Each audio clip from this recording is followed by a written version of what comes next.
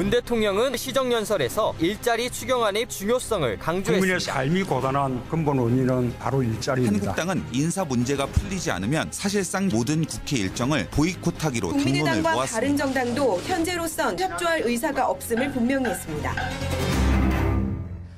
예, 문재인 대통령 어제 국회 시정연설을 통해서 추경안 통과의 절박성을 강조했습니다. 일자리란 단어가요, 44번 나왔습니다. 예.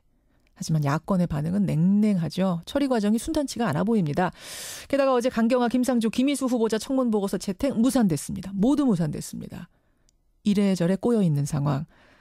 오늘 이 문제는 국민의당 박지원 전 대표 연결을 좀 해서 고민해보죠. 박지원 전 대표님 안녕하세요. 안녕하세요. 박지원입니다. 어제 대통령 시정연설 뒤에 문 대통령하고 박지원 전 대표하고 악수하는 모습이 화제였어요. 네. 오랜만에 하신 거죠? 지난번에 대통령 당선되시고 제 방을 방문해서 한번 만나 뵙고 예. 두 번째입니다. 어떻게 좀 온기가 전해지든가요? 어떻게 느끼셨어요? 손 딱 잡을 때. 아무래도 대통령께서 국회 의석으로 일부러 찾아와서 예. 하시는 악수이기 때문에 또 반갑고 요즘 잘하고 계셔서 더 좋았습니다. 그러셨어요. 어제 이제 시정연설, 일자리 추경을 위해 도와주십시오. 이런 호소였는데 박지원 의원께서는 연설 듣고 마음을 좀 정하셨습니까? 추경에 대해선? 일자리, 특히 청년 실업 문제나 노인 복지에 대해서 추경을 편성했기 때문에 당연히 도와드려야죠. 그렇지만은 거기에 과연 공무원 숫자를 늘려서, 즉 공공일자리를 늘려서 일자리 문제를 해결하겠다라고 하는 데는 우리 당내에서나 저 개인적으로도 그것은 아니다. 이런 생각을 가지고 있습니다. 사실은 요 사이에 박지원 의원께서 계속 문재인 대통령 잘한다만 하셔서 추경에 대해서도 적극적으로 동의하실 줄 알았는데 추경에 대해서는 좀 부정적이시네요. 제가 잘한다고만 한 게 아니라 예. 못하는 것은 못한다. 이렇게 지적을 했습니다. 예. 언론에서 예. 아마 언론도 그렇게 생각하나 봐요. 대통령이 잘하시니까 잘한다만 보도하더라고요. 그렇게 된 건가요? 네, 못한다는 것도 많이 지적했어요. 그러셨어요. 근데 예. 추경에 대해서는 동의하기 어렵다. 이쪽 같은 그렇습니다. 입장 당과. 추경을 근본적으로 반대하는 것이 아니라 예. 거듭 말씀드리지만 일자리 창출, 즉 청년 문제나 노인 문제에 대해서는 당연히 하셔야 되지만은 예. 대통령 후보 때도 81만 개의 공공일자리를 늘려서 실업 문제를 해결하겠다 하는 것은 처음부터 지금 우리는 반대를 하고 있고, 특히 공공일자리, 공무원의 일자리를 늘리는 것은 예. 필요하면 늘려야죠. 그렇지만 그렇게 많이 늘리는 것은 공무원은 한 번 채용하면은 예. 20년, 30년을 보아야 됩니다. 예. 신분 보장을 시켜야 되니까. 그렇죠. 그래서 그러한 것은 문제가 있다. 그리고 됐습니다. 일자리 창출은 근본적으로 예. 기업에서 이루어져야 되는 거지 정부가 주도적으로 해서는 안 된다 하는 생각을 가지고 있습니다. 지금 정부 여당에서는 허투루 채용하는 건 아니고 지금도 필요한 그 일자리들을 찾아내서 공무원 일자리 만드는 것이다. 또 공기업부터 시작해야, 공공기관부터 시작해야 사기업들도 그 분위기를 받아서 이어갈 거다, 일자리 만들기. 이런 의견이긴 하던데요. 이걸로는 불충분하다고 보세요.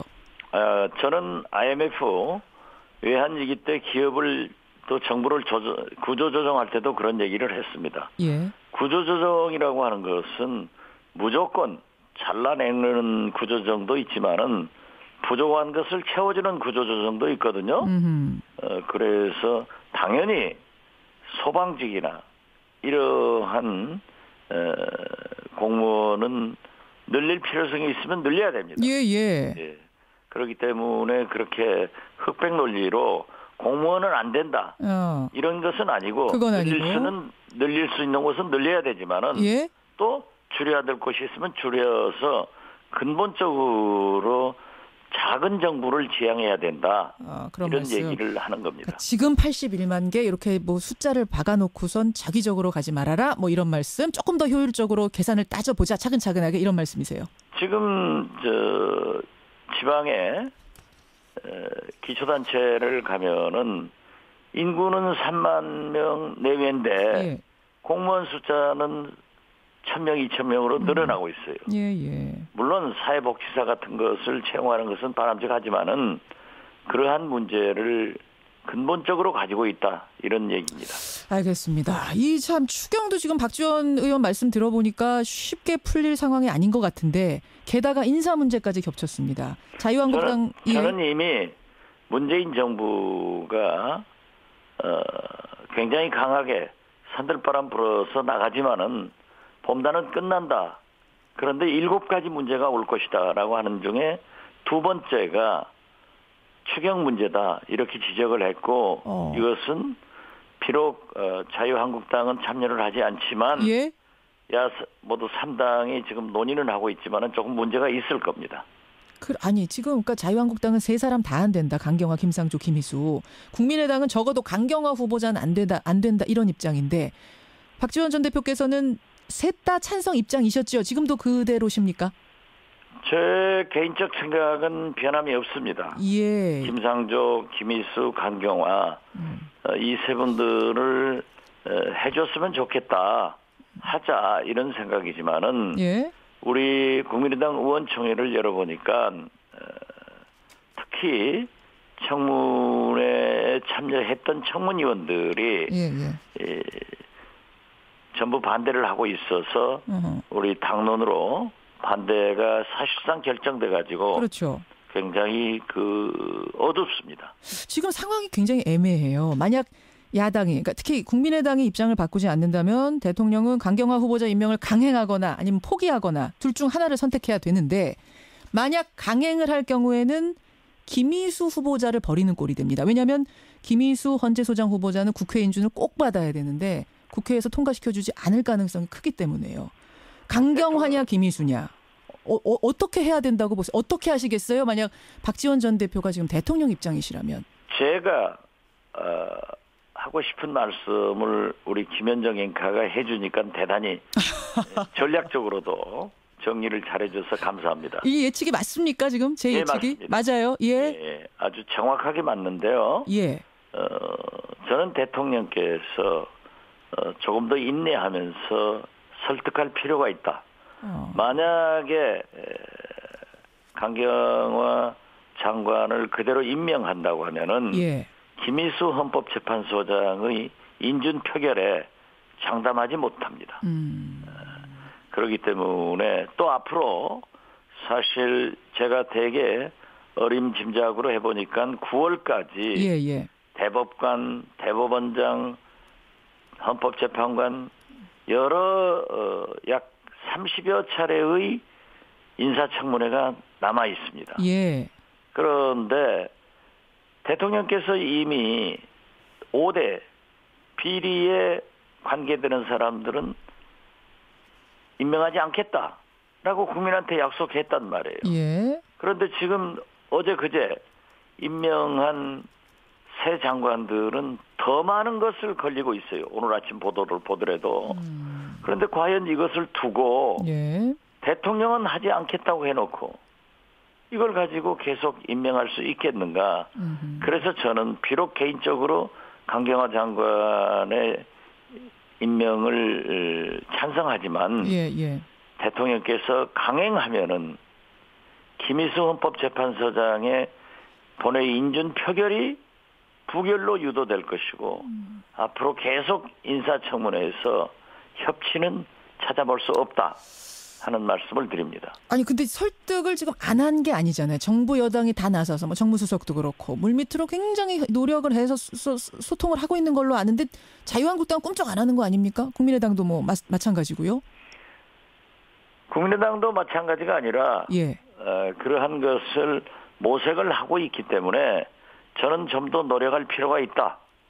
또 사실 지금 대통령께서나 민주당에서는 국회 선진화법 이전의 국회와 국회 선진화법 이후의 국회가 다릅니다.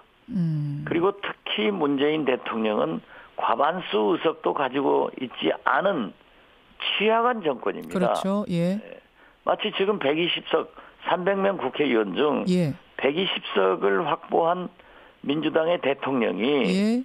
220석을 가진 대통령으로 생각을 하면은 안 된다 이겁니다.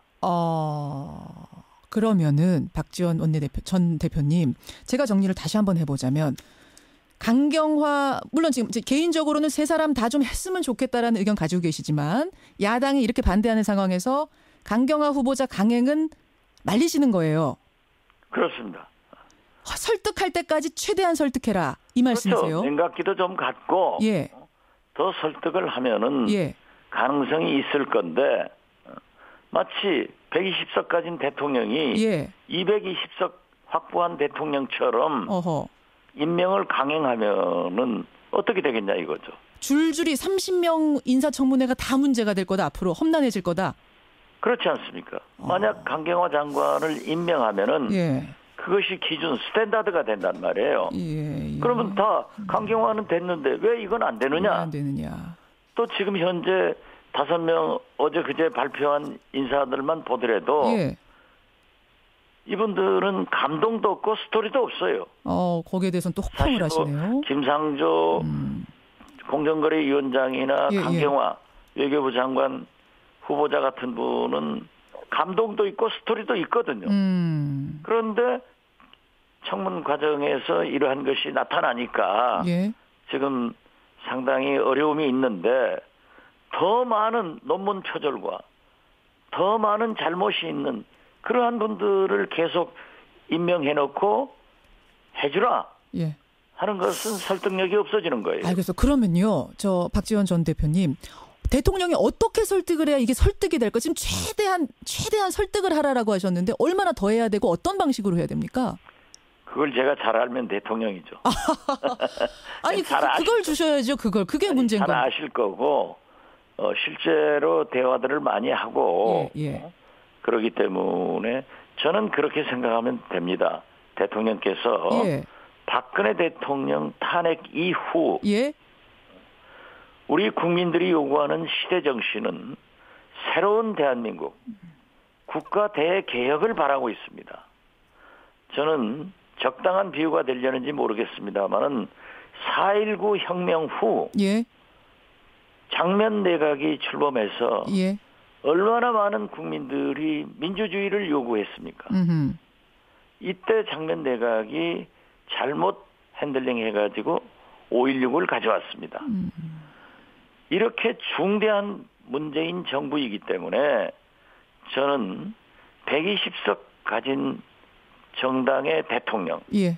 특히 국회 선진화법을 알겠습니다. 가진 대통령이기 때문에 예. 더 많은 노력과 국민의당이나 바른정당에 대해서 더 큰 노력이 필요하다. 알겠습니다. 저는 그렇게 봅니다. 예, 그러니까 그런 노력하면 자유한국당은 예. 사실 역사적으로 보더라도 IMF 외환위기를 가져와서 박지원 우리 국민들에게 전 대표님? 고초를 주었고 예.